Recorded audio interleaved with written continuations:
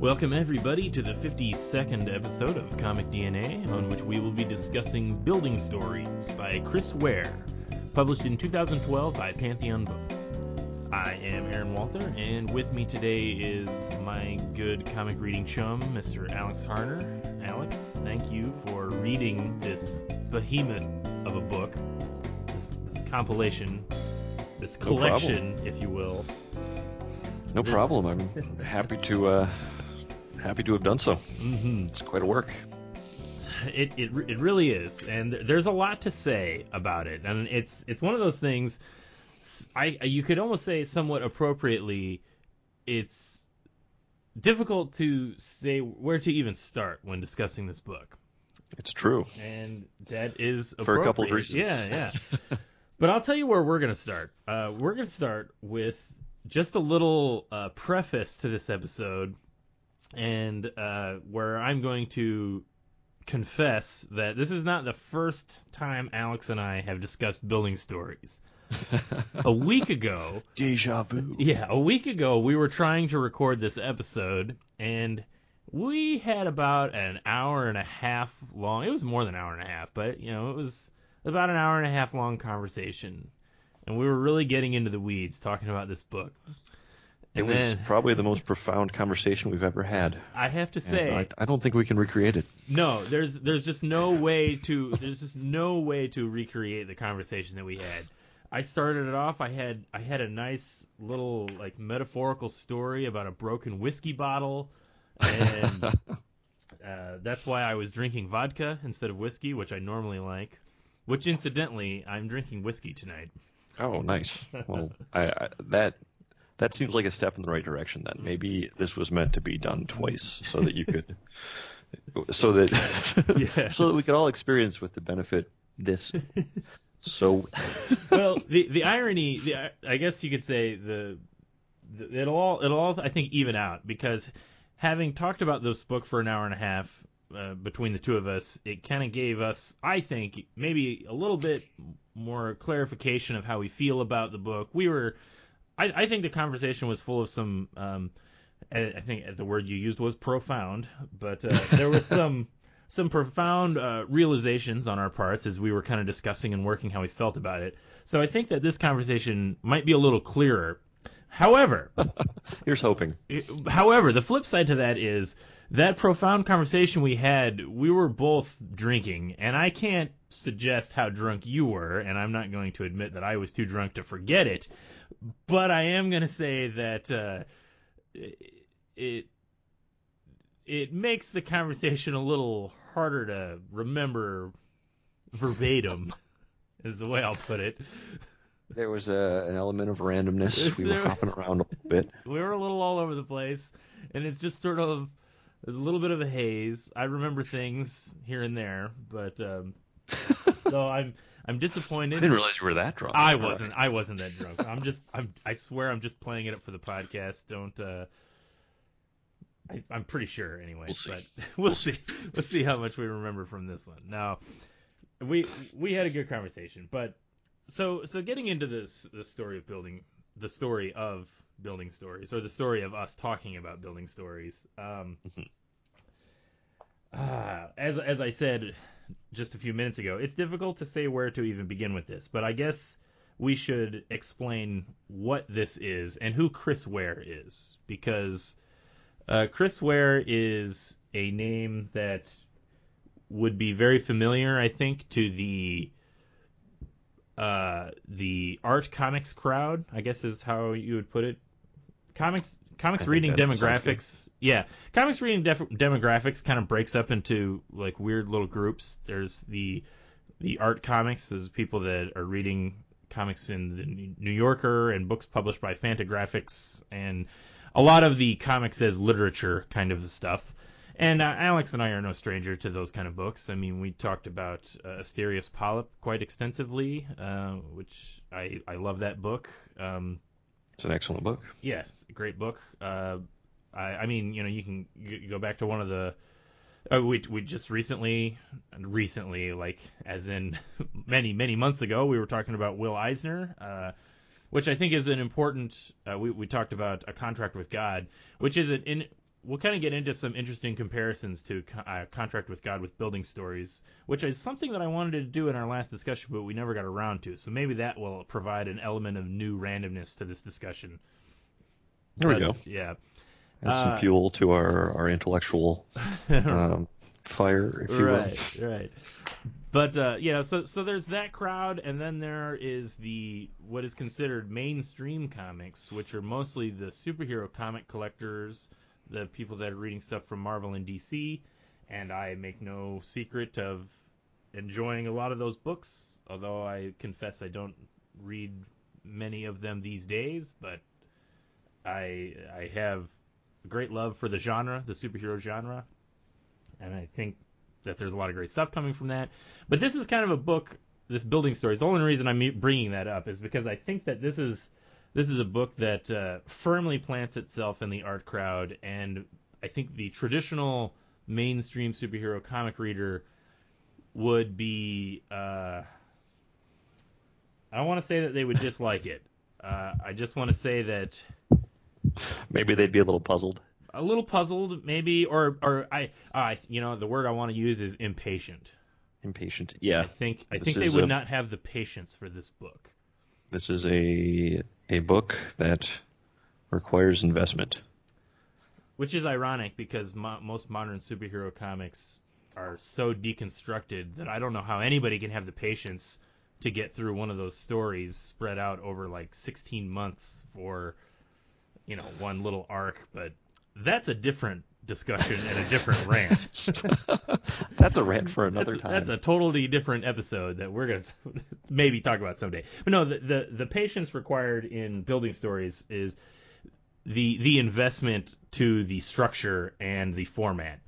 Mm-hmm. Now, Alex, I don't remember who laid it all out for us in our last discussion, but I've been talking for a few minutes here, so I'm going to put the burden on you. Already? Can you just kind of explain what building stories is? I would be happy to. So we've been referring to it as a book, but in fact, it is 14 separate pieces of comic book material. Some of them are books, some of them are pamphlets, some of them are individual strips. Some of them, one resembles a game board, one resembles a newspaper. There are basically 14 smaller experiences that compose building stories.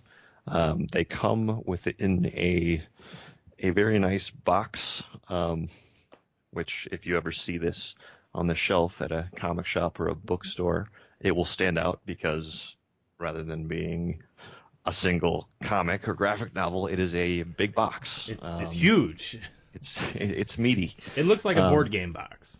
It does. Yeah. It's a very pretty object. It's Chris Ware is known for his graphic style as much as his comic books or his storytelling style. And he designed the box for building stories, and it really stands out. I think it's a really cool-looking thing. But within this box, again, there are these 14 different pieces of material, and there's no prescribed way for how to approach them. So when we say it's hard to know where to start with this, it's literally hard to know where to start because you can start in almost any way you want to. You can pick up any one of these things, and you can read it, and then you can go to any other one of these things. And the experience of sort of working through the pieces sort of creates its own kind of story. In a sense, you build the story based on how you choose to approach the story. It makes me think that there's some kind of double meaning to the name building stories. Yeah, I'm kind of picking up on that. Because as we discussed, intentional. Yes. you build the story yourself depending on which objects you read, and the majority of the stories take place in an apartment building, and the building is personified in a few cases as an actual character. So pretty smart. It's pretty smart. It's smart. Definitely playing with structure. Yeah. There's a strong sense of it's very what's the word I'm looking for? Guy, he cuts up how you approach stories, and he's clearly kind of messing around with you. There's a playfulness to it,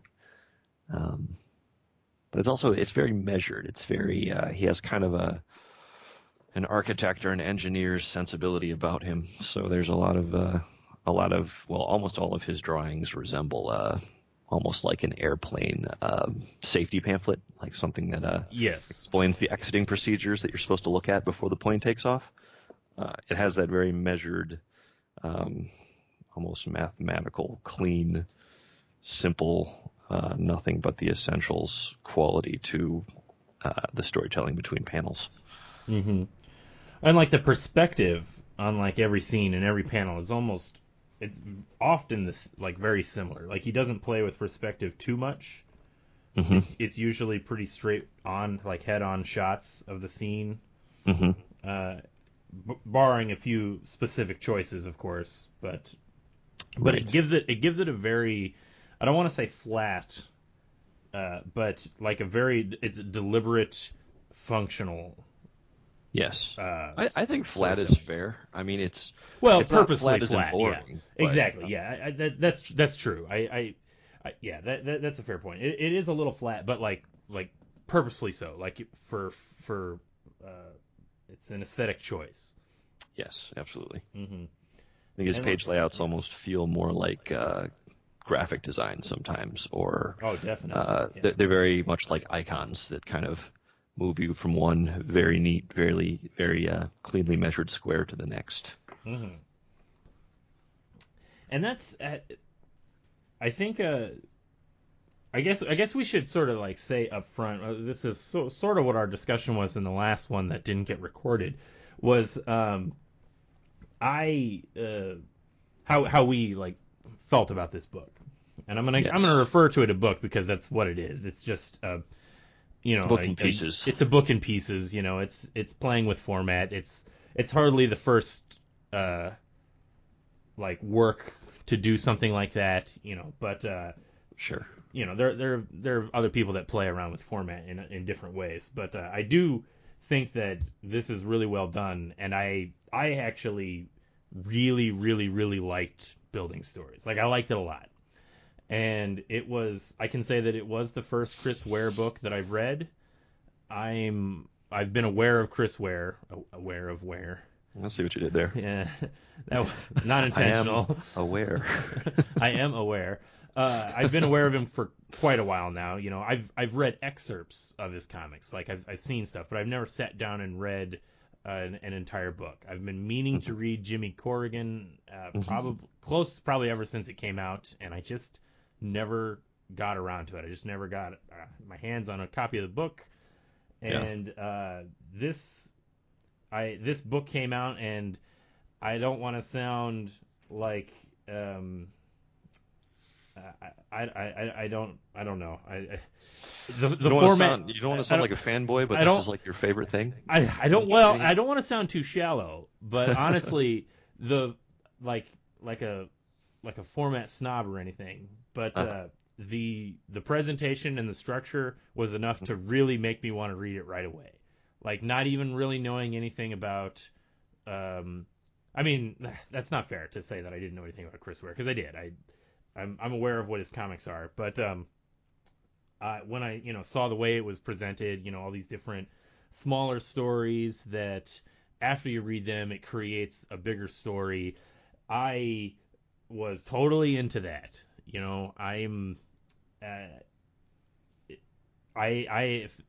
For example, I am a big fan of the filmmaker Charlie Kaufman. So, Being John Malkovich, adaptation, Eternal Sunshine of the Spotless Mind, I really like those movies. I like the way they are kind of, there's meta-narratives going on, and that they are, it sounds so pretentious to say that they're movies that make you think, because there are lots of movies, well, there are lots of movies Sure. that make you think in, different ways. You don't have to be Charlie Kaufman to make a movie that makes somebody think. But Right. it's very deliberate in the way it plays with the idea of what is a story and the way narratives of stories get across. And Absolutely. we talked about this in our previous discussion, but building stories reminded me a lot of Charlie Kaufman's film. He wrote and directed his directorial debut, Synecdoche, New York. Mm-hmm. And Synecdoche is a very surreal film.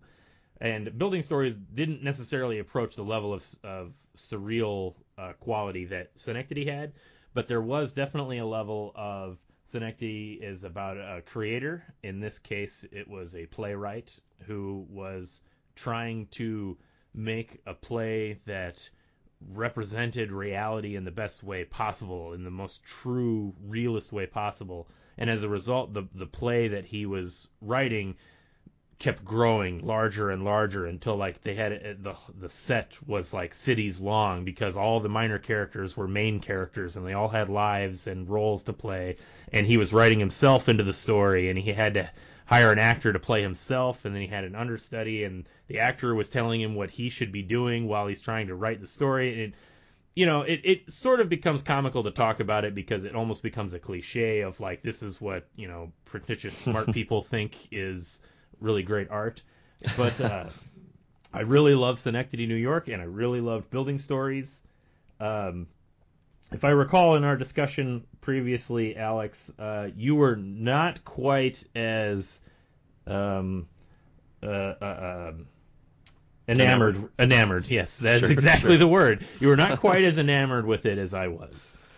Yeah, well, I mean, I totally agree with you. It's the way he plays with structure and the way he sort of picks apart the nature of stories is really great. And it's absolutely worth checking this out if you're even remotely interested in those things. So I have the utmost respect for Chris Ware, and I did very much like building stories. Mm-hmm. But I think maybe you liked it more. I That's think fair to say. I maybe had a little bit more trouble getting invested in the character. Mm-hmm. Because it kind of works on two levels, right? This is kind of this, it's all these little pieces that can be read in any order to convey a person's life. So it's conveying the story of a life, and it's playing with how that is conveyed. And then more immediately, it is telling very real, presenting very real kind of vignettes about this woman's life, from basically her childhood to her, I don't know, her being a mother, her having a child that grows up as well. Yeah. Which is, they're extremely well done. It's really good. But there were parts of it where I needed to step away. Yeah. There were parts that were like, it's very real. It doesn't really pull any punches. It also doesn't really. It doesn't pull any punches, but it also doesn't create like unreal drama for the sake of entertainment. So yes, it can be kind of slow. That's a really good way to put it. Yeah, it's very much like this is how life is. Mm-hmm. It's not a superhero comic. It's not, compressing things into a tiny block and getting that, punch you in the gut climax or whatever. Mm-hmm. It's well, these little pieces. And you could also say it doesn't conform to like other genres. Like it's not, it's not like a dramatized fiction, about Sure. all of the struggles that this girl faces and how she overcomes them. And it's Right. not a romance story about, falling in love and all of this stuff. Even though all of those elements are there, they're present. Right. But it doesn't conform to the storytelling, the dramatization that inevitably comes from like our desire to present these stories in a certain way. I guess you could also say it when you start trying to write within genres, or you start you playing with tropes, storytelling tropes. Mm-hmm. And there is just none of that in any of Chris Ware's storytelling. It's all to kind of go back to use that word flat. It almost appears like I could see how somebody could use the word flat as an insult to this book. Okay. I would say that that's one of its strengths in that it just it feels so true to life. Sure. In the way it's unglamorized and Sure. undramatized. Right. I thought it was, maybe this is jumping ahead a little bit, but Mm-hmm. in that, because all of these 14 pieces Mm-hmm. are undramatized, but you can, in reading them, you're going to pick an order. Yes. And it may or may not be intentional. I think for both of us, we sort of felt our way through it, but it wasn't like we didn't research before, like what's the best way to approach this. We just Correct. kind of made our way through it. And for me anyway, my brain sort of assigned significance to what I was reading, Mm-hmm. almost as if it was a story more akin to maybe what we're used to seeing in other comics or movies. Mm-hmm. And maybe we're getting ahead here, but there are a number of big things that happen in her life. Mm-hmm. But depending on what order you read them in, it's not really going to explain everything about those things in one go. You'll get a piece in one place, and maybe 7 pamphlets later, you'll get that returned to and some explanation. Mm-hmm. And in working through the comic that way, I sort of assigned when I finally figure out why this is this way, Mm-hmm. that's what that will tie it all together. That will make all this make sense. Right. But depending on how you read it, that could be any number of things. Yeah. Can I spoil a bit? Can I just throw out some? Yeah, that's something that I was actually just about to mention. It's kind of weird, this idea, like our idea of spoilers and what constitutes spoilers, because in a way, I guess you can spoil things about this book, but in a way, by destroying this idea of there being a traditional narrative, like you can't spoil the ending because there is no ending. Right. And Right. as we had discussed, there are significant events that happen in her life that are casually referred to in some stories because they had already happened. And if you read that story first, you just accept it as just part of her past. But then you read the story or you read like the pamphlet or whatever that deals with that situation, and it becomes a big dramatic moment. And so there's this I guess this kind of goes back to one of the things that I love about it is that it really is just like it. The quality is just in the storytelling of the small stories. Yeah. And That's a good way to put it. so there's no expectation on there's like it's all building to the climax, because in a way really there is no climax, or Right. it's whatever climax you give it, Right. you could say. So I guess going back to this whole idea of like, can you spoil this? I guess you could spoil it by saying that there are, we could talk about specific events. I mean, one of the major events of her life is that the main character is a young woman who is unnamed throughout the whole story, and she has a prosthetic leg, and she frequently refers, or not frequently, but throughout the various stories, depending on the situations, she'll refer to the accident, where that some accident she had as a kid that caused her to lose a leg, and now she has a fake leg. And a lot of the stories deal with her, the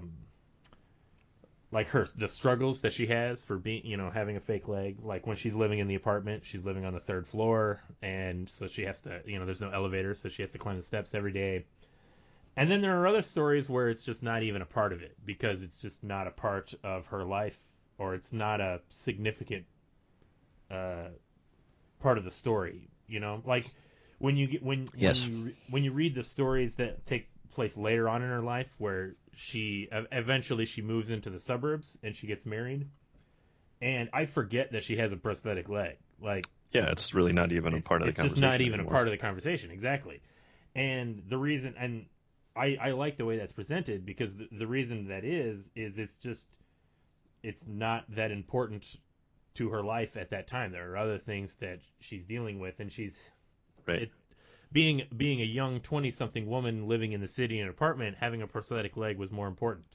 Being, a 40-year-old woman in the suburbs with a kid, she's got other problems. She's got other things that she's concerned about. The leg is just a part of her life. Absolutely.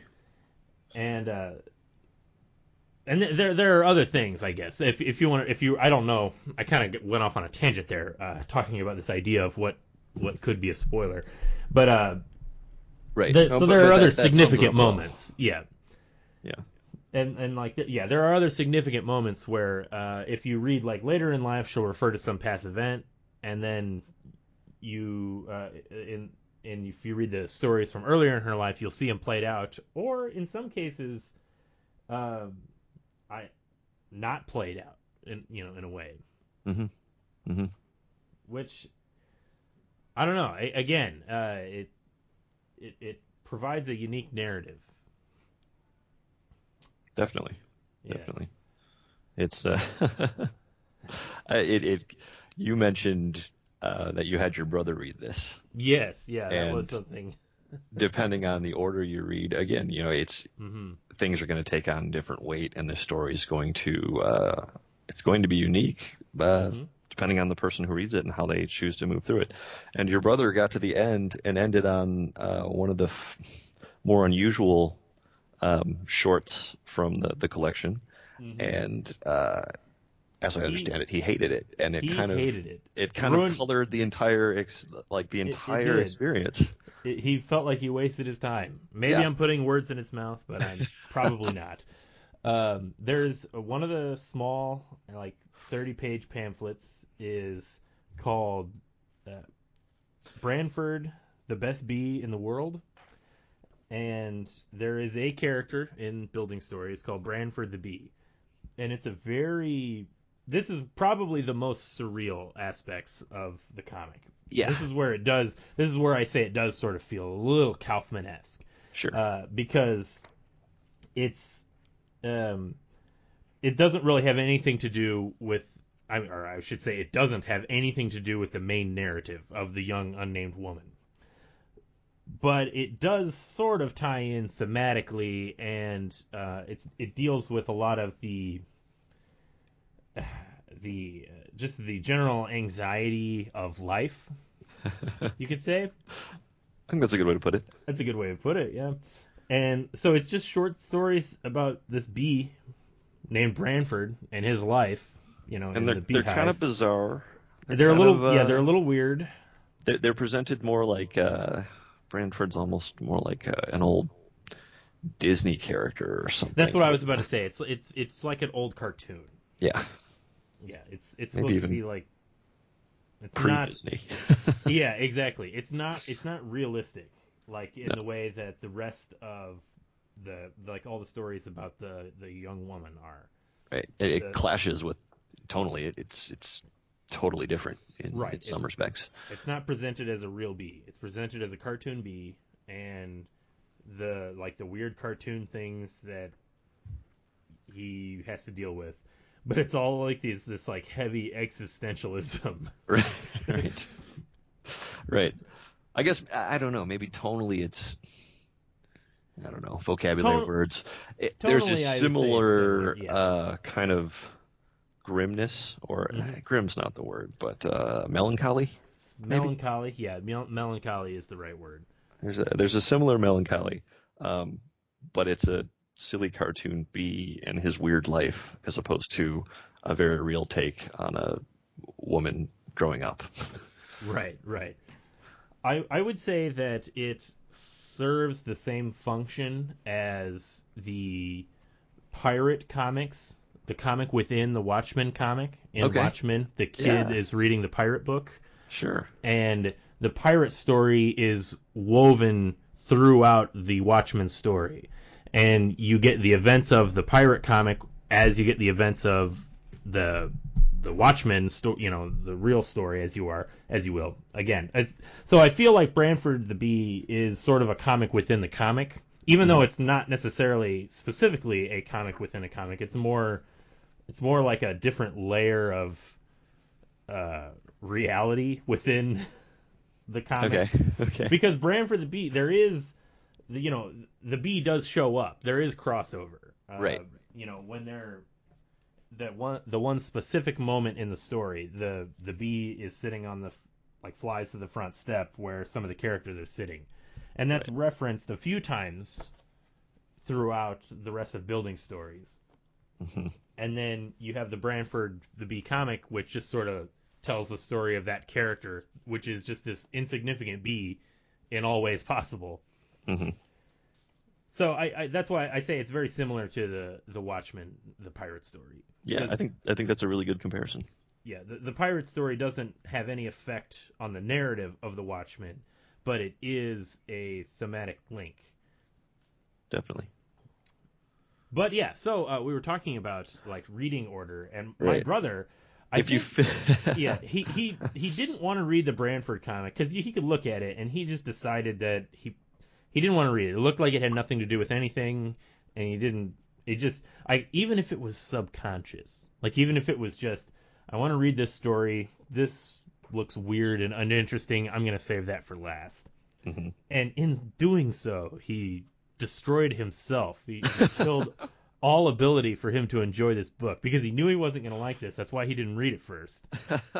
And he read it last, and it provided no real narrative closure to reading the rest of the book, the rest of Building Stories. I mean, I guess it could provide some closure. It's just... Well, I would say that it could. There's a thematic closure. Right. It does tie into maybe some of Ware's bigger kind of existential thoughts, but... The futility of life. But what a bummer way to end, especially if that's what you didn't want to read. Exactly. I get the feeling... Yeah. I get the feeling that's what it was. Yeah. Well. But there was another... So my younger brother did not... He felt personally slighted by Chris Ware. If Chris Ware would have just arranged this all in a specific order, he would have read it and enjoyed it. But he didn't. Or if he just hadn't included that damn or if he just didn't include the bee. But I have a younger sister who also read this, and she also, I don't think she liked it that much.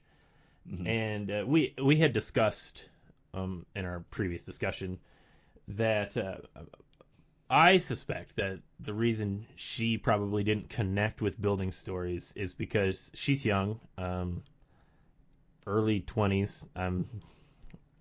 I'm not saying I don't remember her age. I just don't want to give out too much personal information. Covering my ass there. But she's like 15, 25, 15, I don't know. 25, somewhere in that, yeah. Somewhere in that 10-year range.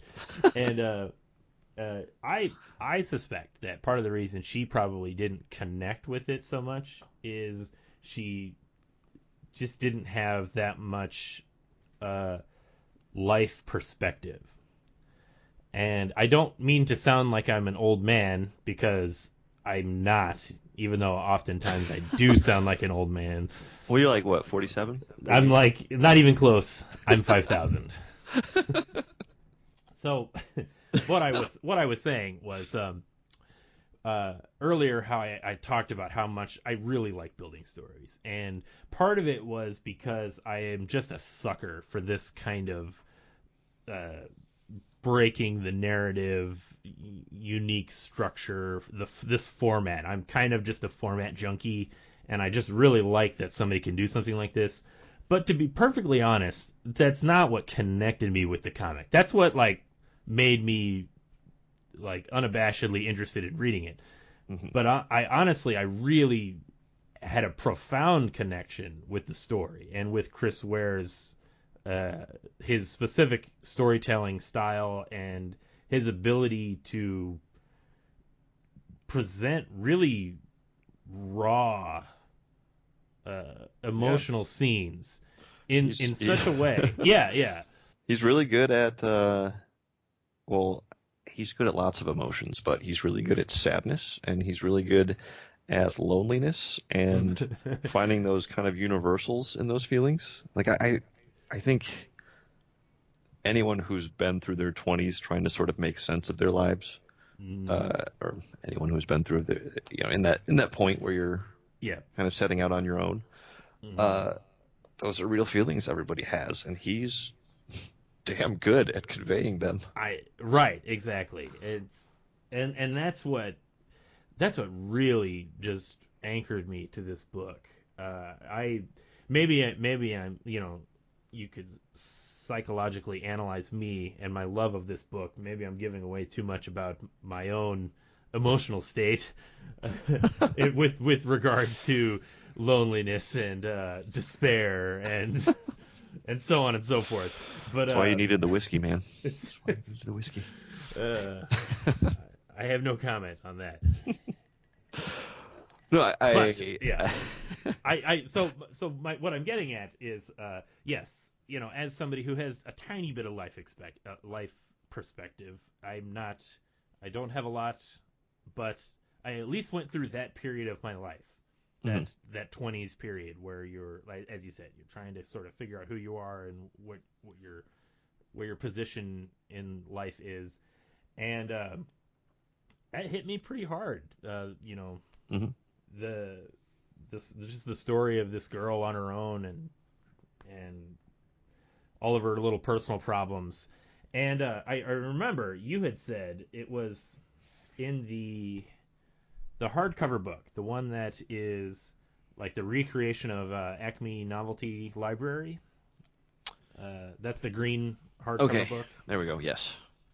That I think that's specifically the one that you said, like, you kind of read through it and you had to step away. Am I correct? Yes. That's the one that was so hard. So to clarify, one of the 14 pieces is a light green hardcover book that's a little thicker than the others. Actually, I think it's substantially thicker than the others. It is. It's long. I mean, it's not just more pages, but the pages are really dense. It's a 52. I think it's a 52 page. Yeah, it's a 52 page cloth bound hardcover book with no markings. It's a near replica of Acme Novelty Library number 18. I'm reading this on the old Wikipedia. And Acme Novelty Library was one of Chris Ware's previous works. Correct. Okay. Yes. Gotcha. But back to what you were originally getting at. Yes, this hardcover book mostly is the story of her 20s and kind of coming out of school and her first boyfriend and a lot of the challenges that she faces in that time. And it's really good. I think it's very real. It's very true to the challenges that you face at that age. Yeah. But I just needed to kind of clear my head. I got about 2/3 of the way through it and I was like, this is really good, but I need to go do something else. Be happy for a little bit. I need to go feel good for a little while. Yeah. I should also add that when we were originally going to talk about this, we both decided we were going to read it all in a night. That's another good important distinction, because this I think that this is a giant piece of work that's not necessarily meant to be read all in one sitting. Yeah, not recommended. You'll get more out of it if you take your time, enjoy it, chip away at it. It's a slow be surprised burn by it. Yeah. I think this was the 8th item I had. The hardcover book was like the 8th or 7th or 8th one I had gotten to, and I'd been reading for a while, and I just needed to take a break. So there's some angst, there's some heaviness, and it will probably be absorbed better if it is read spaced out a little bit. Mm-hmm. That's my opinion. You approached it a little differently. I did. I did read it almost all in one day. I read it over the course of 2 days. But yeah, the Acme Novelty Library book, the big book.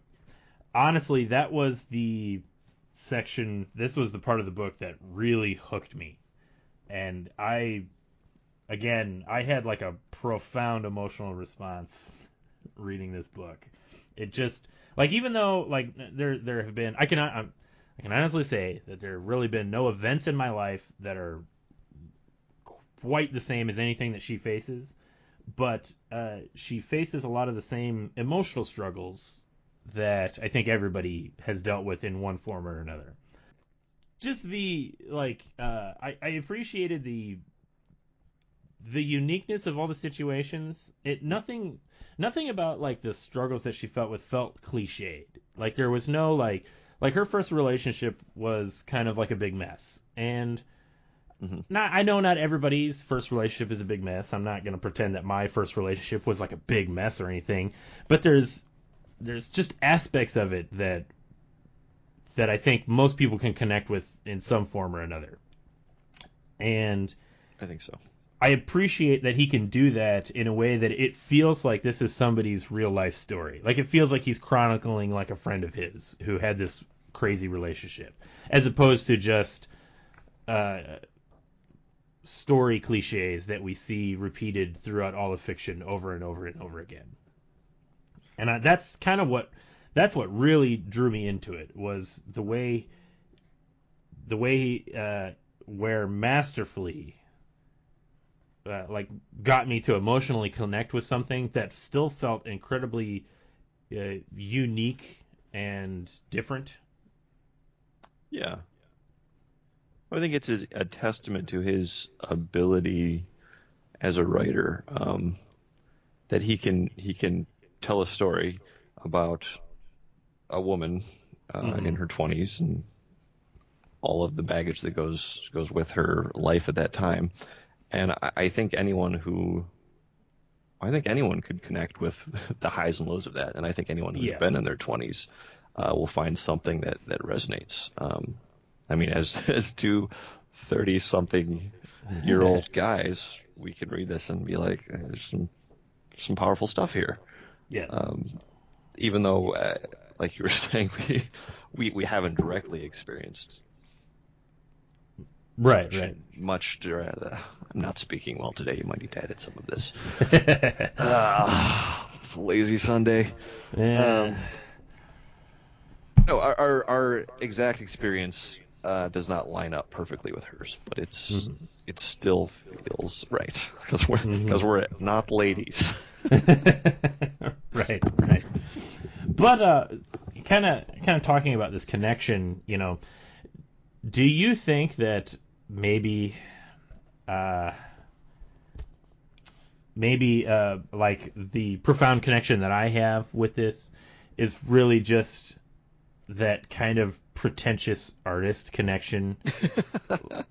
Because I'm a wannabe writer and the girl is a wannabe artist, and there's lots of her internal struggles of, she wants to do art and she thinks of herself as a creative person and she can't figure out. And I'm not trying to like fish for compliments or get any sympathy or anything, but that's pretty much what every wannabe. Yeah, I don't need to hear that. I think that's a good point and maybe something we were sort of glossing over. Yes. I mean, we're both creatively inclined, and I think people who are of that temperament are going to connect with this book a lot more than people who are not. I have trouble imagining, I don't know, my brother, the athlete, feeling as drawn in to this. But right. Maybe he would be. I don't know. But I do think there is something about artists really like to talk about themselves, whether they word it exactly in that way. There's this desire to be understood and to create something that is sort of an expression of one's person. And other artists are going to get that and like it more than people who are, more interested in driving a Range Rover or playing sports or whatever. It's a temperament thing. That's not to knock people who drive Range Rovers. I hear they're good cars. I have no idea. The old expression is, being an artist's artist, or or being a musician's musician. And in our last discussion, I sort of tried to draw a similarity to the guitarist Buckethead. Yeah. And I could do the same thing with Frank Zappa, who neither of these two musicians you could say has any huge mainstream appeal, but every guitarist and musician is aware of them in some way, and I would not be surprised to find out that a majority of the people that revere musicians like Frank Zappa and Buckethead are themselves musicians. Yes. And that's sort of the idea. That was sort of the label that Frank Zappa had to carry all his life, was that he was a musician's musician. Okay. Normal people really couldn't get into it, but musicians all loved him. Mm-hmm. And that was something that he fought with, I think. But But that, needless to say, that is just sort of what happens. Right. This idea that maybe it's not as appealing or accessible to somebody who doesn't really care about structure or format or form, and they just want to absorb the story. They just want to be told a story. And I do think that building stories tells a beautiful story, but it does it in, I don't want to say it's uncomfortable, although I am going to say it's a little uncomfortable with these giant newspaper sections. Like it's actually physically uncomfortable to read it because you have to reposition all of your things and make space. I have a cat, okay? I can't read something like that without her trying to jump on it and get in the way and destroy it. Uh-huh. So it's a little uncomfortable. But I also, just to sort of play devil's advocate with myself and to kind of provide my own counterpoint, although the giant newspaper section is a pain in the butt to read because it's literally a giant newspaper and it's like 16 pages long, I must confess that I love reading oversized comics, and I love seeing the art printed at this size. I really, really do. It just looks beautiful. So what I'm saying is I'm conflicted and I am torn. I understand why somebody wouldn't have the patience for it, and because I feel that way myself. But I that's the way the book wants to be presented, and I do like it on a very certain level. Yeah. I feel like for your average Joe, you're not artist who you might hand this to. I feel like the bigger barrier to entry would be getting invested in the story of this girl's life than the format. Right. Honestly, and the format's curious and it requires that you have some space, and it's kind of like what am I doing with this? But right. I think getting someone who isn't into introspective artsy stories to push through like 3 of these pamphlets as this woman is talking about, feeling lonely in her 1-bedroom apartment, that would be the bigger challenge. I agree, and I think you're probably correct on that. Again, being in introspective sad sack myself, I can certainly connect with this kind of a book, and I can get really involved. And as we've kind of been talking about, there's not like a what's the word, like the pacing is the word I'm thinking of. There is just virtually no pacing in this story because it is such a giant story. It is quite literally almost the story of this woman's entire life. And it's told over this slow span of, like, as we've been talking about, these multiple different little short stories. And I think that is the appeal. I think that's what makes it unique, is that just to keep repeating ourselves, you sort of construct this person's life through these little smaller stories. Mm-hmm. But yeah, there's not like a sense of urgency to get through it. Like Right. there's not even much of a sense of like I need to read the next book to find out what happens. Right. I think that was part of my challenge in reading it in a night. Was I found I was trying to push through it and kind of looking for that urgency, and it really reads so much better, especially on the big page spreads, the double page spreads, the newspaper size stuff, to just slow down and enjoy like that, his presentation of a singular vignette, like just kind of marvel at how well he arranges these panels and how it kind of gets a feeling across, and just let that sink in, as opposed to like immediately flipping to the next page and trying to move towards some sort of conclusion when there isn't really. There is no conclusion. I think what I like about it is, and I will concede, kind of going back to that whole like, artists like talking about themselves and artists like other artists, sort of like why I like Charlie Kaufman, because he writes about being a writer. Incidentally, that I don't like Stephen King, even though like the main character of all his books are writers. But that's neither here nor there. I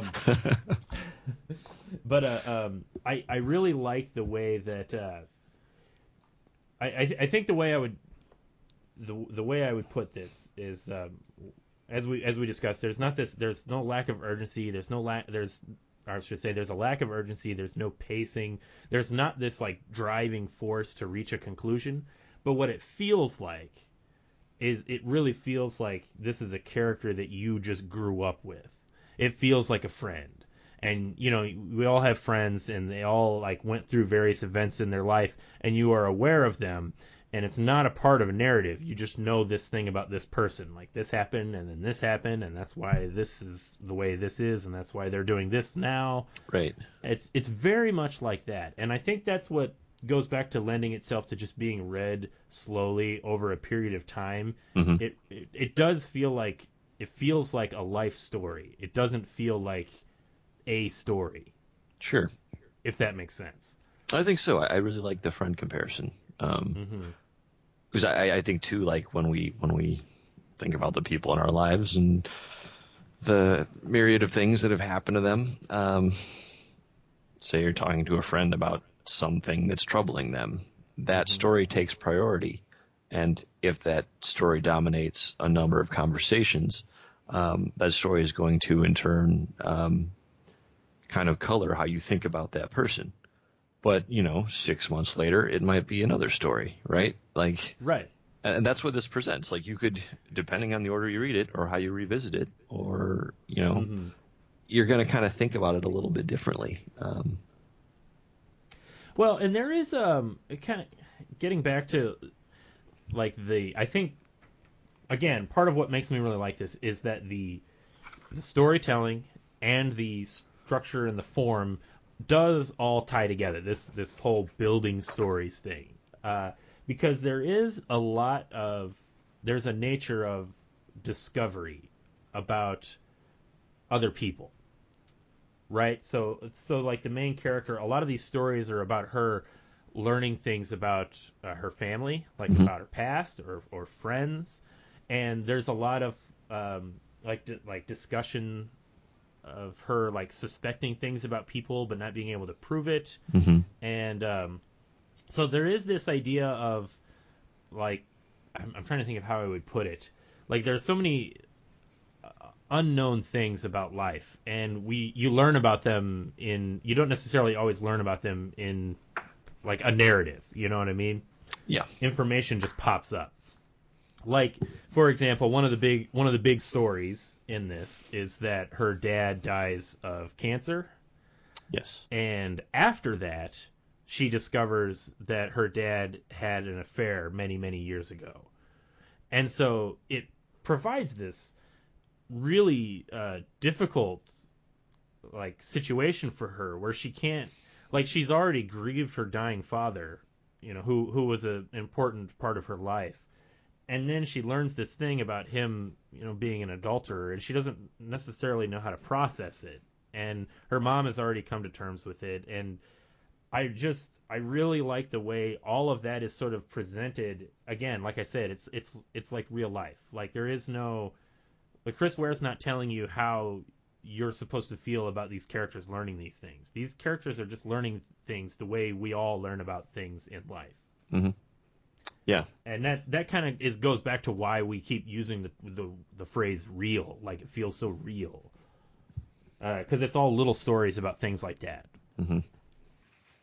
It seems like, and I think this came up when we talked about it before, he tells the story, and his artistic style reinforces this with as little bias or slant as is possible. Like that, his illustrations have a clean, almost clinical quality to them. Which, in its own way, says something and is an aesthetic, but it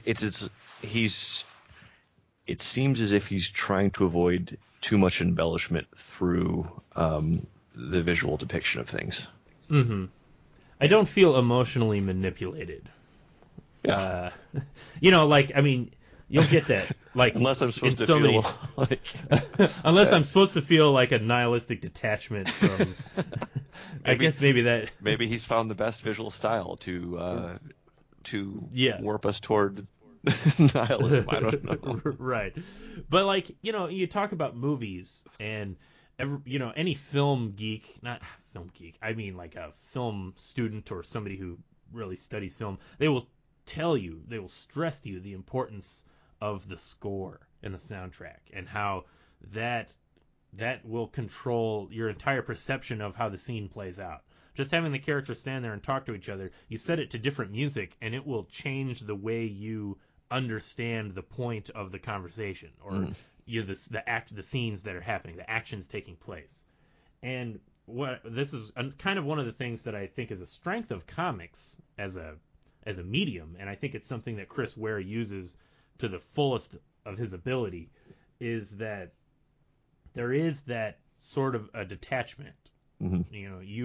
You are viewing this story through the window of the comic panels. Mm-hmm. And we talked repeatedly about his style. It's a very straightforward presentation. Mm-hmm. And his art isn't over dramatized. You're not it's not done in a way to manipulate you or force you to think about it in a certain way, or at least that's again seems that way. Maybe it seems that way, but maybe in doing so that is this is that whole right. If you Isn't that a refuse statement in itself? To quote the great Geddy Lee, if you refuse to make a choice, or if you refuse to decide, you still have made a choice. By not making a choice, you make a choice, right? That's right. That's the paradox, the conundrum. Yeah. So by avoiding too much artistic embellishment, he is in his own way embellishing. Is that what we're getting at? Yes, that is what we're getting at. Picture for a moment, if you will, or an alternate universe where Rob Liefeld illustrated building stories. What would that be like? How would that make you feel? Goodness. Well, I mean, it would probably. I'm going to make a clever joke here. He probably would be able to do okay with it because the main character only has 1 foot, so it would be 50% easier for him to draw. Bazing! Take that, Rob Liefeld, you successful comic book professional. We like to kid Rob Liefeld. I bought a lot of these Youngblood comics. I've read a lot of Rob Liefeld comics. I really have, and. For better or worse. For better or worse, yeah. But yes. I mean, we can keep talking about Rob Liefeld. I didn't mean to make this about Rob Liefeld. That's okay. I feel like Chris Ware just shivered somewhere. Well, it is interesting because you could make the argument that Chris Ware and Rob Liefeld are like polar opposites when it comes to comic book art and just the way they think about art and present art. Mm. I really don't know what the point of that is, but Yeah. What are you gonna do? What are you gonna do? I don't know. But anyway, so we've talked extensively about like the format and the story. I think one thing that we had kind of talked about in our previous discussion, we sort of touched on it here, but we didn't really talk about the order that we read it. Yeah. Because that's, again, as we've discussed, there is no specific reading order. I do like how the back of the box has a diagram, which is not necessarily a suggested reading order, but it's like a cheeky kind of jokey suggestion on where all the different parts of this book, where all the different pamphlets should be placed in your house or your apartment, Mm-hmm. where you will read them. So like, this one should be at the breakfast table, this one should be, on the coffee table, this one in the bathroom, and you'll just, read them as you go through life, when you come across them. I think that's cute. It's funny. It's kind of neat. I like it. Yeah. It just reinforces that it's not really about the order at all. It's about experience and I don't know.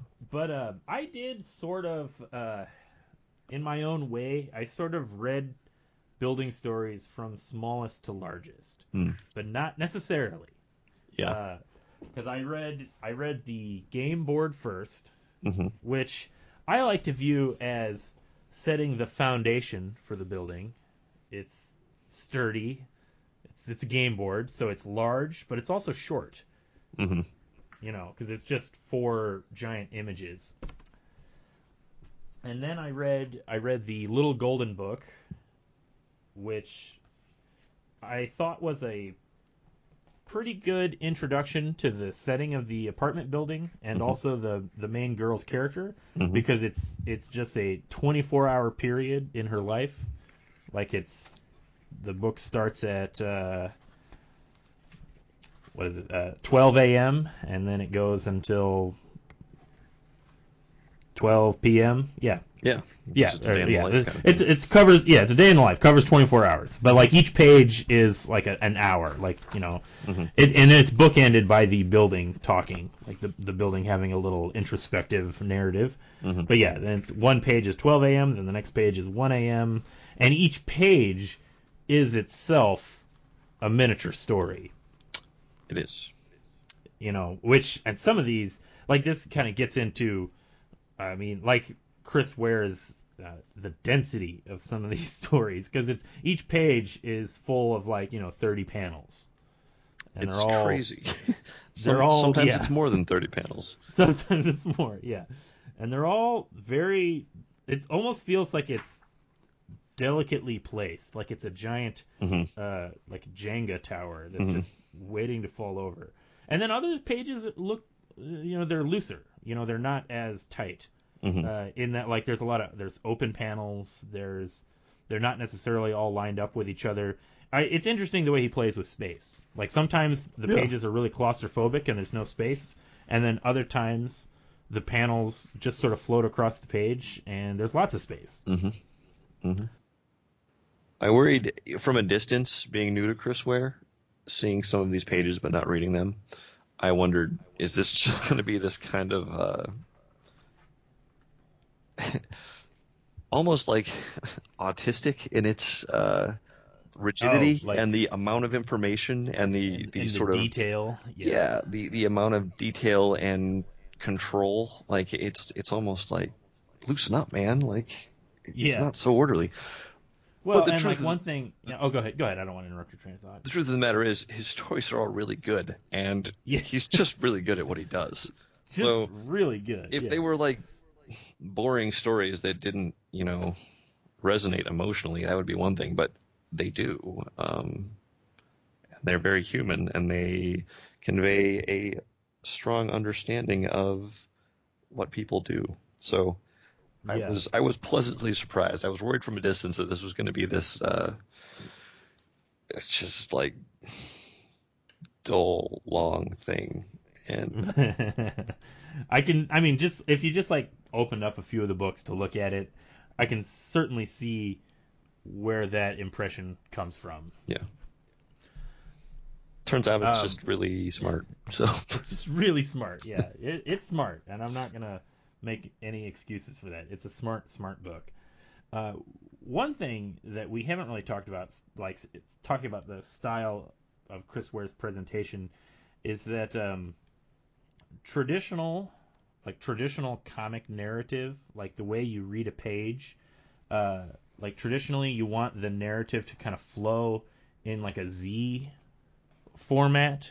Like if you just look at a page, like not reading the page, but just like as an abstract piece of art, you want the action to start in the top left corner, and it goes right because as Westerners we read from left to right, and then you get to the kind of the middle of the page, and you kind of want it to zigzag back left to the bottom left panel where it goes right again. So the middle of the page is kind of this nebulous area where you go from left to right, like that's how the narrative goes, but you kind of want to draw the eye in this Z, this kind of like squiggly snake.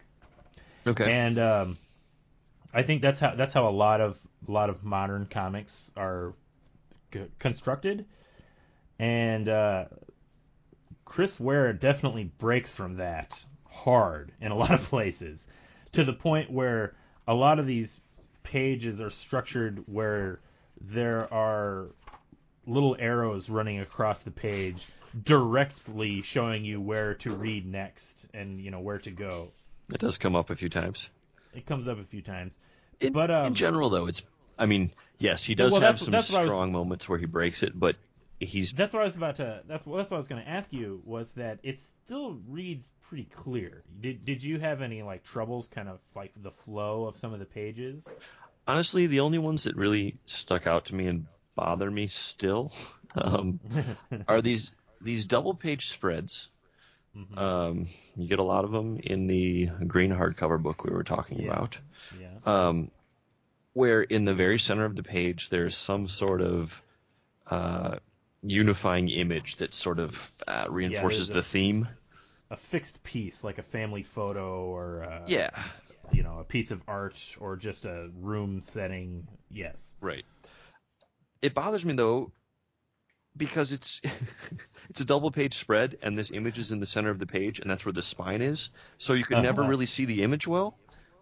And I just kind of like, as thoughtful as all of this is, that threw off like how I got the feeling I was supposed to look at the center image and sort of think about that as I was working through the whole thing, but I always kind of felt like it was obscured, and that was irritating. Well, those are interesting pages because they, as you say, they are double page spreads in that they have a center image that links the two pages, but the narrative flows from page to page. Like you don't read the top across the two pages and then the middle across the two pages. You read the left page top to bottom, and then you read the right page top to bottom. Right. But the two pages are linked by this central image that all of the rest of the pages and panels are kind of centered around. And it does provide a very it's a unique page layout. It's not something that you see in a lot of comics because it's not. I would say that it's not initially intuitive. Like I'll admit, when I got to those pages, I thought I was supposed to follow the narrative, from left to right across all of the pages. Across the entire spread. And I thought the center image was the center panel. Okay. And it didn't take me long to figure it out. It was the first page. I realized like, oh, okay, I see what's happening here. You're supposed to sort of circle around this central image. But yeah, it is unconventional, I guess is how you could put it.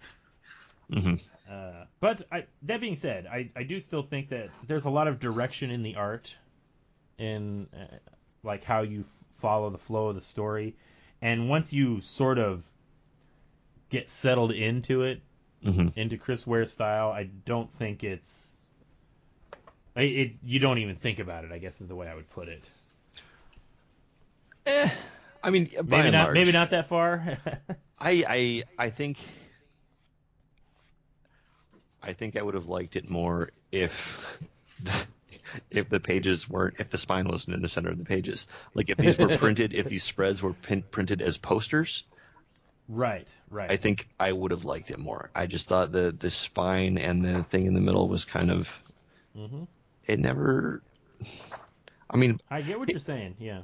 It cannot have. He had to be aware of what he was doing. Like, there's just too much thought in all of these pages for it to be something that was like, forget about it. It doesn't matter. Like, I believe he thought about things. I would have liked it more if the spine wasn't obfuscating my ability to see this image that was of some importance. Well, I'll tell you the one that I like is where the center image is the blank journal.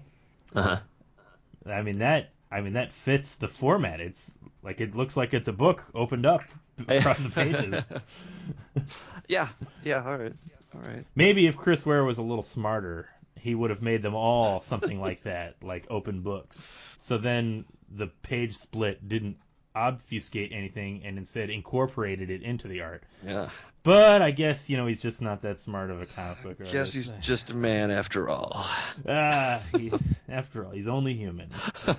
Chris Ware is admit so I much didn't. smarter than me.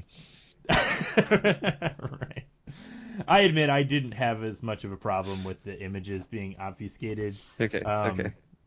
Mostly because the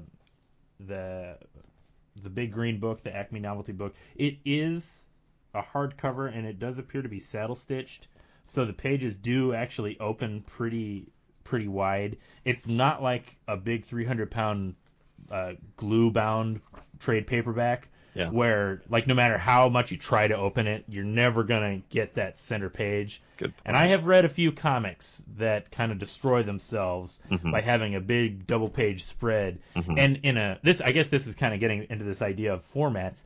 In a comic book, like in an old comic book where it's just a 32-page stapled floppy, you can open it up flat, right? You can just flatten out pretty much any page and really look at it. But then when it's all collected into that hardcover or graphic novel, you don't get to open it flat. And you kind of lose something in the image. And I will say that this book, you can open it flat. Like, it does almost entirely flatten out. It's maybe not quite to the same extent that you would like a traditional comic book, but it's not like a big bulky glue bound book. Good point. There is some care taken. So the fault could be in me as the reader. That's perhaps not putting the effort into setting this out on a table and really giving it its due. Maybe I was reading it in a chair on a couch, and I was just never really flattening it appropriately. Yeah, you didn't have your proper workstation set up. That's what it is. To to absorb something like this. Yeah. Well. All right, that mystery's solved then. I guess we're good. So, one other thing I wanted to ask you.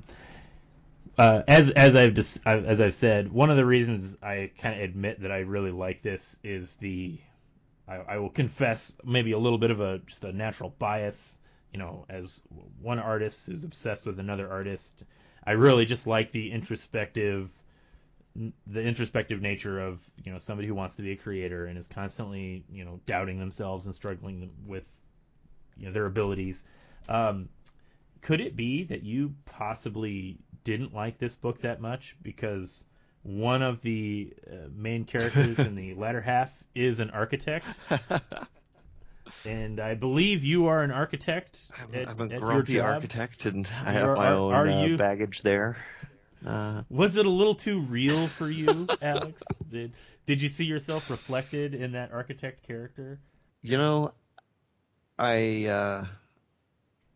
How many times a day do you turn to your wife and say, "Honey, who's the architect here?" I have never said that to my wife. I'm going to ask her. You want me to ask her right now? You better be positive of the answer if you're going to ask her. We'll save that one for later. Maybe I worded it differently. Yeah, I don't know. I appreciated the architect character and Ware's architectural styling. I still feel like I mean, there was a lot less time dedicated to the architect than to the woman. Right. And I feel like the woman struggles with just her identity as an artist. I feel like I connected with that more than the architect character, just because I think those struggles are pretty universal to anyone who has, tried to be creative.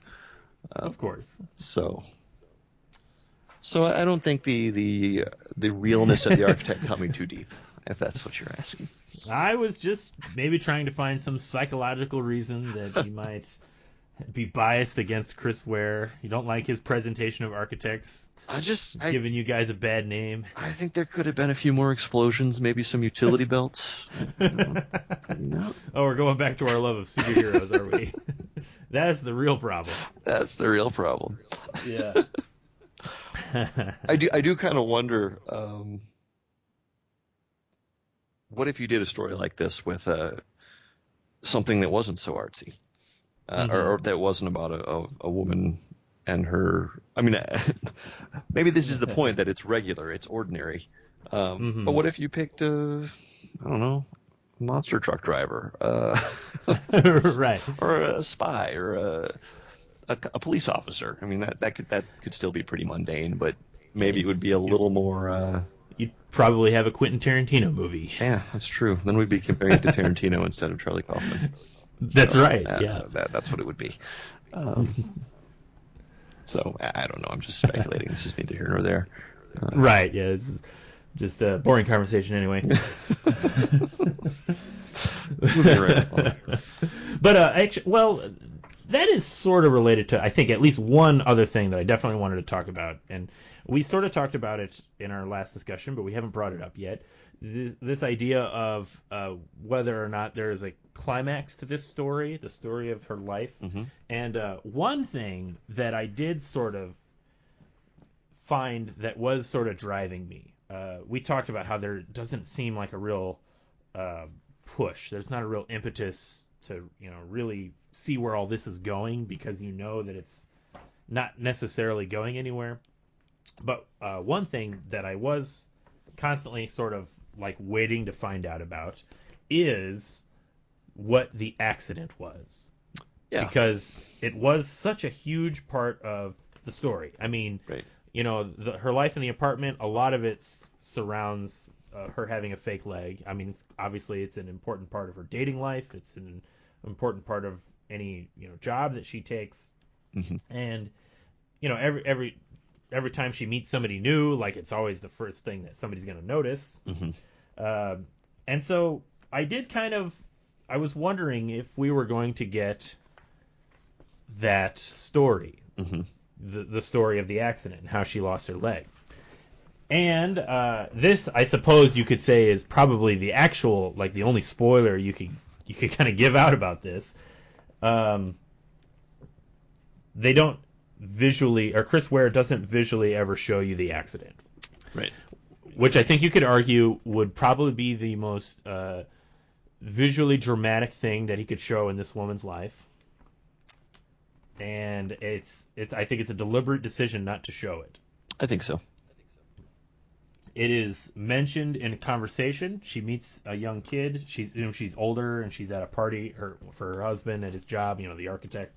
And she's just kind of there hanging out, and somebody's talking to her, and the fake leg comes up, and he asks her, what's the story? And she just, like, it's just in a couple of panels. She's just like, oh, there's nothing much to tell, boating accident. But there was that significant, the way the story ends, where I'm looking at it right now. It's in the 4-page newspaper, and she's just kind of casually says, it was a boating accident, And then they kind of get past it, and then there's kind of like this pause in the conversation, and the guy says, "Was your dad driving the boat?" Mm-hmm. And that's where that scene ends. So we never get the answer to that question. We don't even get to see her reaction to that question.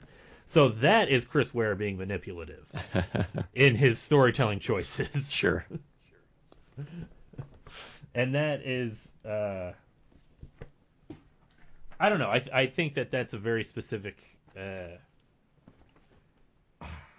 non-climax. Like it's like him going out of his way not to give you any climax. Mm-hmm. But it also is kind of another one of those sort of real things where, I mean, obviously in the actual flow of a conversation like that, she would have had an answer. So the fact that he cuts it off there is kind of irritating. But maybe on the bigger, the intent of the story, I think you mentioned this before. It sort of implies that maybe she's not dealing with some things, which people sometimes don't deal with things. Like she never really resolves how she felt about her dad. There's some stuff about the implied affair and his getting sick, and those are heavy things. But there's never a real sense of closure or understanding. I don't know. Yeah. And I guess that you could argue that that's sort of the frustrating thing about this, is that it feels like there's not a sense of closure to a few aspects of her life, to a few channels. Mm-hmm. There's a few stories that feel like they're going to open something up, and then it's just not necessarily followed through. Mm-hmm. But I guess that all goes back to the whole, like, that's life. Yeah. That's what makes it feel so real, the way, the word we keep using to describe this. Right. I mean, there's another character in this story, an old woman, who has, like, the saddest story. It's not really a story arc, just the saddest story presence in any story I've read in a while, where she's basically living alone and filled with regret, and it keeps flashing back to things that could have happened differently. But she clearly has no real sense of resolution. She's just kind of waiting to die, and then she does die, and it's kind of crushing. Yeah. And thankfully, our main character doesn't succumb to that. Like she has these things in her life that are full and beautiful. She finds a man who cares about her, and they're married, and she has a child. But there are things that are regrets, things that are left open, that are like, maybe it's not as bad as the old woman, but it's kind of still kind of there. Well, I think that's an important recurring theme, this idea of regret, which I guarantee you will never find a human being on this planet that doesn't have regret about something. And I actually completely forgot to bring up those two pamphlets, the ones that you just mentioned. The story of the old woman's life, which is just, as you said, it's just so sad. Like, it's her life story is, I don't want to say it's miserable, but it's kind of a miserable life. It's not. It's like the opposite of, like, richness, right? Like a rich life versus a, like, well, I could have done something there, but I didn't, and I didn't, and that didn't happen, and I didn't follow through. And then she's 85 and has nothing but this apartment building, and it's so sad. Yeah, and then you take that along with the other pamphlet, which is the story of the married couple on the second floor of the apartment. Yes, are they married? And you know what? Maybe they're just boyfriend and girlfriend. They're living together. They're a couple anyway. I don't know if it's ever really they're a couple. Clarified. You're right, but you get this really straightforward presentation of they have a rocky relationship, and they don't love each other. But then you get all these flashback scenes of how they met and how they fell in love, and it contrasts with how it all fell apart.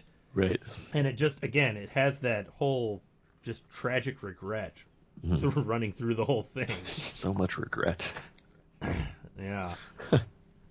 What did you think about the the 2-page part of the story that takes place far in the future. Yeah. Of like the kids on a field trip, and they're just like in Chicago, and they pick up some like resident emotional feedback, from their super technology. Yeah, they're like, and that's them, like they're monitoring the couple. Right. They're like reading a moment in the past through this. Yeah. These like weird helmet visor things. Mm-hmm. Or I liked it. I thought it it was actually great. Maybe because it was. I would have liked to so have seen different. more like that. Yeah, it was like really different. But I guess it's kind of getting back to like you have the Branford the Bee stuff.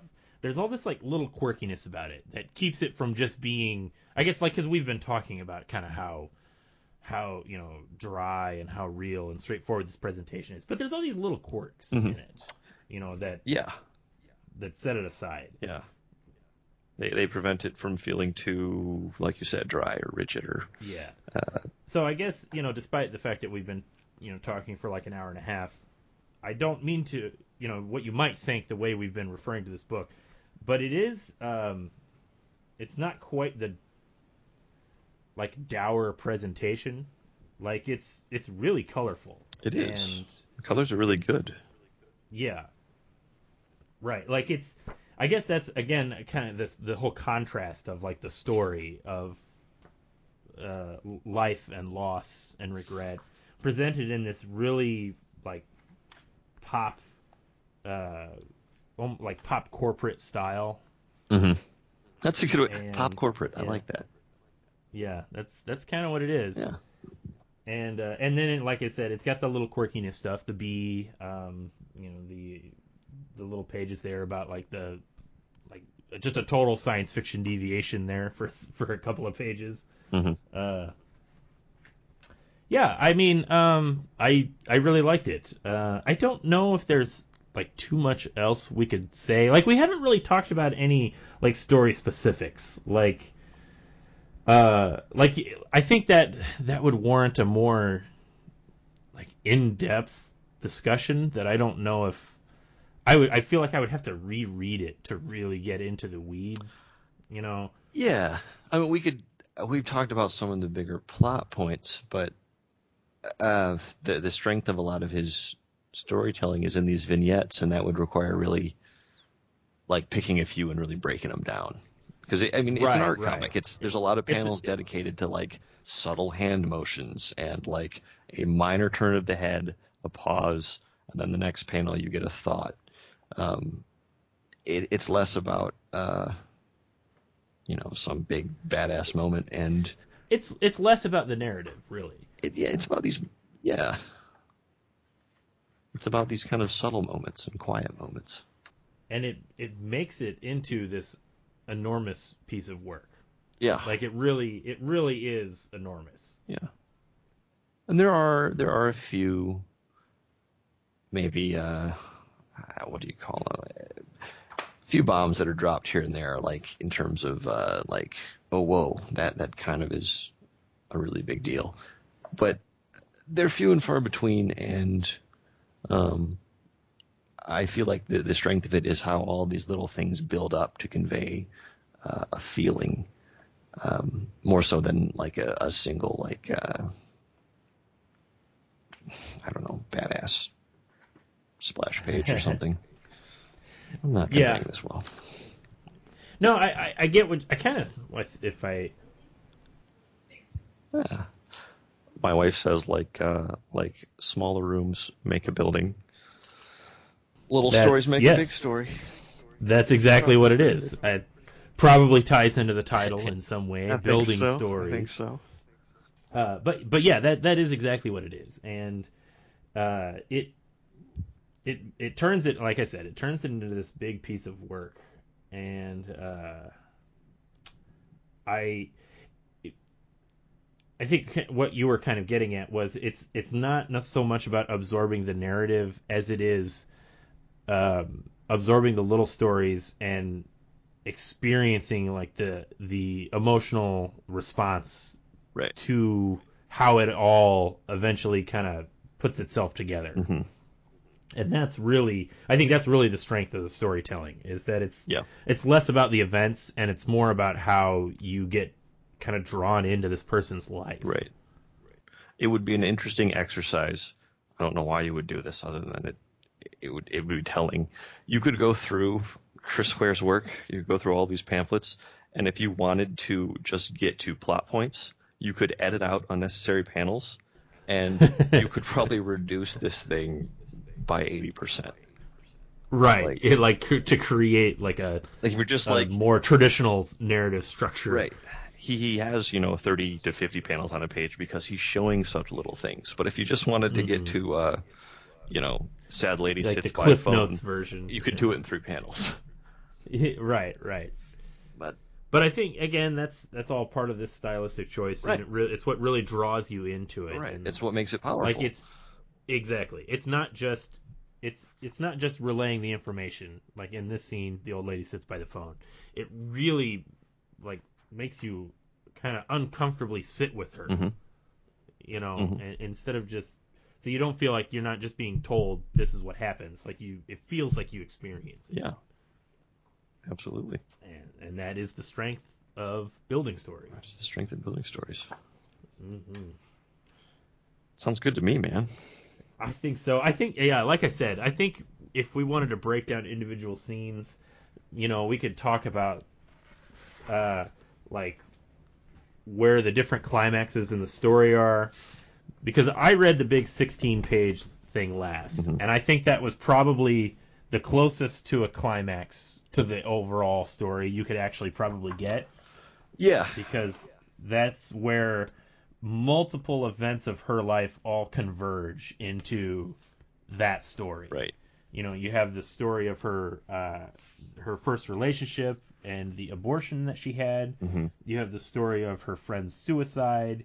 You have the event of her abortion, the event of her friend's suicide, the event of her cat dying, and the event of her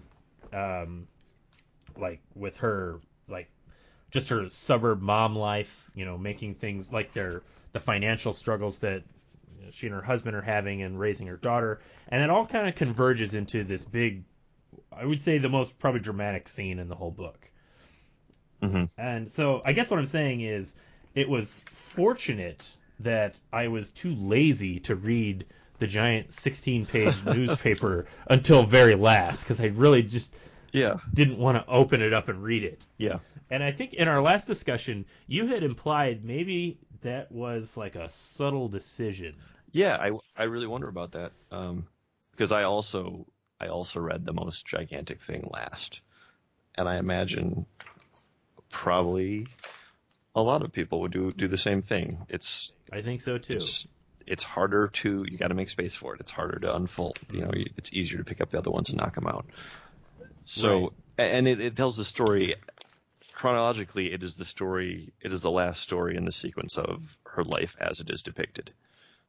Right. So she's not an old lady, but it's as far as the story goes in her life. She's a middle-aged mom. So that does seem like that was intentional, or at least there was a. I think so. I just, like you said, there's too many things. Like the way the story builds, mm-hmm. It's small things into a bigger thing. Mm-hmm. This is the biggest thing. It's humongous. Mm-hmm. It's gigantic. It has this giant. The first page has the giant panel that takes up, not more than 3/4 of the page. Mm-hmm. It's everything about it is big, and it's kind of just going with the initial thought. I do think that there was a decision to kind of make it cumbersome and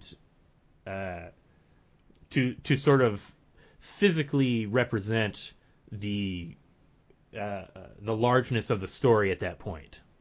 Mm-hmm. Yeah. And so I guess that's another reason why we say that this is a very smart comic. Much too smart for Alex, though. Much too smart. And my brother and sister. Mind you, I didn't say I didn't like it. Only that. I know. I'm just teasing you. I just thought it could have used maybe a few more car chases or something. That's all I'm saying. Now, what I keep thinking we're gonna. I appreciate the sarcastic jokes that Chris Ware would benefit from more Rob Liefeld style art and storytelling. But there was one thing, the actual comparison I wanted to make that I kept forgetting about, and I keep thinking we're going to end this episode, and then I remember something else to talk about. We had talked about reading this a while back, but we had decided to read Will Eisner's A Contract with God first. Yeah. And I do think that there are some comparisons to Eisner and Ware in the way the story is absorbed. Like, stylistically, their art is very different. Mm-hmm. But we had a long conversation about A Contract with God. Yeah. And one of the things that I liked about A Contract with God is that it was 3 graphic novels into one giant volume. Mm-hmm. And I liked the way each graphic novel grew in size and scope. I agree. It was really cool that they chose to package those graphic novels together in that collection, because there was a clear connection. Mm-hmm. Yes. So, like, the first book was short stories about characters in a neighborhood, and just short little stories about people. And then the second book was same thing, but it grew a little bit in size and scope. There were multiple characters, and all about how their lives were kind of intersecting with each other, mm-hmm. and how they affected each other in the neighborhood. Mm-hmm. And then the third book was the story of the neighborhood over a span of 100 years, and all the way it changed and grew, and how, like, people had lasting effects on the neighborhood, or lasting effects on other people in the neighborhood. And so, again, what I had said earlier, A Contract with God grows in size and scope. Like, it keeps building and getting bigger and bigger. I would say that that's very similar to Building Stories in the sense of the way it starts with small stories, and the more you read it, the bigger and bigger it gets, both thematically and literally. Yeah, I can see some parallels. I think there's obviously very different deliberate decisions made in how the structure and the narration is presented in Building Stories. Sure. I mean, I think obviously Building Stories is mostly focused on one person, and while the right. themes maybe get bigger, it's still her life. Whereas I in the Contract with God trilogy that we read, I really enjoyed the neighborhood history and the jumping around from a number of different characters and kind of watching their lives intersect. And you get that a little bit in Building Stories, but it just feels like it's the focus is definitely on the woman as the main character. Right. I would say that the similarities is that they're both Building Stories and A Contract with God are examinations of human behavior, mm-hmm. and they both kind of deal with a lot of the same themes of regret and sort of this existential understanding of where a person fits in the universe, and as well as society and their family and things like that.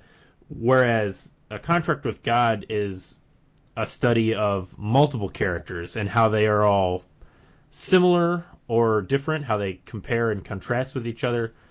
Building Stories is a study of one person and just immersing into that person's life as completely as you can in a singular giant work. Mm-hmm. Mm-hmm. And that's sort of the significant difference between the two works, and also how it feels like they're both approaching a lot of similar themes and attitudes. I think so. Would you say that you liked A Contract with God more than Building Stories? I like Chris Ware's art more than Will Eisner's, if I'm allowed to say mm-hmm. that. But you're not. Not on this podcast, you're not. But actually, in some circles, you probably are. I really, Chris Ware's art is just really cool and unique and interesting.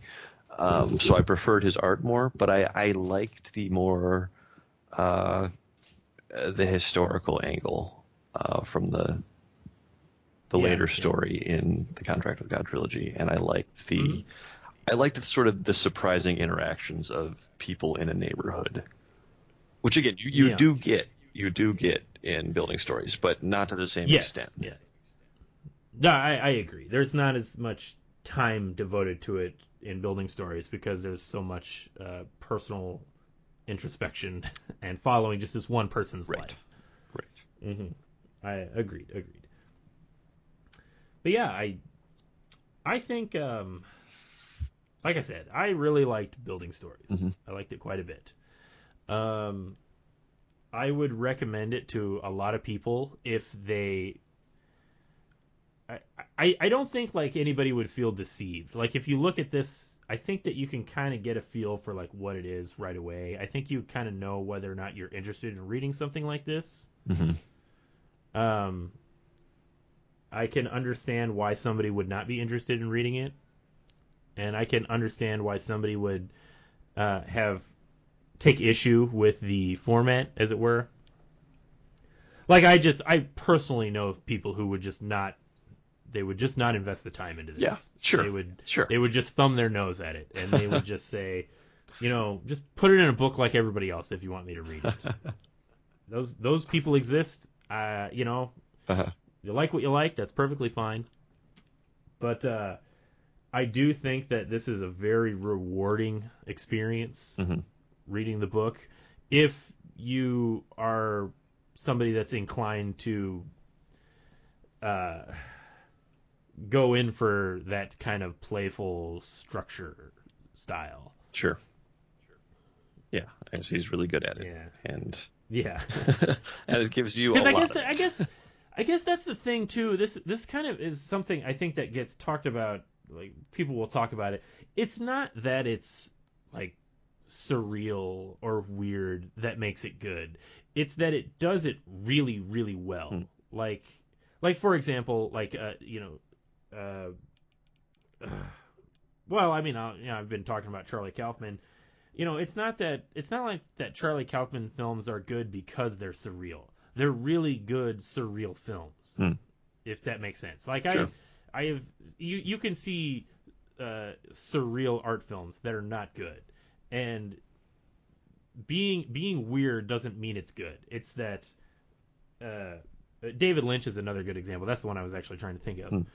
Like, I can see why people don't get David Lynch, but you can look at a David Lynch film and you can really break it down and understand why it's really smart, and why somebody who tries to imitate that but doesn't get why it's smart but just likes the weirdness, you could say that that's not really good.